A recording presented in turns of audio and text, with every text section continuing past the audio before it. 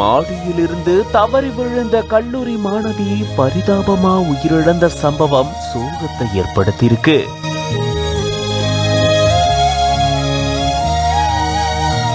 நெல்லை மாவட்டம் மானூர் பக்கத்தில் இருக்கக்கூடிய மாவடியை சேர்ந்தவர் முத்துப்பாண்டி. இவரு குஜராத்ல இட்லி வியாபாரம் செஞ்சுட்டு வராரு. இந்த தம்பதியுடைய மகள்கள் 19 வயதான கலைச்செல்வி மற்றும் புவனா, மகன் சாரதி. கலைச்செல்வி பாளையங்கோட்டையில தனியார் கல்லூரியில BA 2ஆம் ஆண்டு படிச்சுட்டு வந்திருக்காங்க. கடந்த 1ஆம் தேதி அன்னைக்கு மொட்டை மாடியில குஜராத்ல இருக்கக்கூடிய தன்னுடைய தந்தையோட சந்தோஷமா செல்போன்ல பேசிட்டு இருந்திருக்காங்க. அப்போ எதிர்பாராத விதமா மாடியில இருந்து தவறி விழுந்த அவங்க சிகிச்சைக்காக நெல்லை அரசு மருத்துவமனையில சேர்க்கப்பட்டிருந்தாங்க.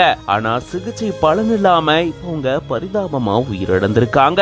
இந்த நிலையில தான் அவங்களுடைய உடல் உறுப்புகளை தானமா வழங்குறதுக்காக பெற்றோர் முன் வந்திருக்காங்க. அதன்படி கல்லீரல், சிறுநீரகம், கருவழிகள் உட்பட பல்வேறு உடல் உறுப்புகள் எடுக்கப்பட்டிருக்கு. அதை தொடர்ந்து மருத்துவமனை சார்பில் மாணவிக்கு அரசு மரியாதை வழங்கப்பட்டிருக்கு.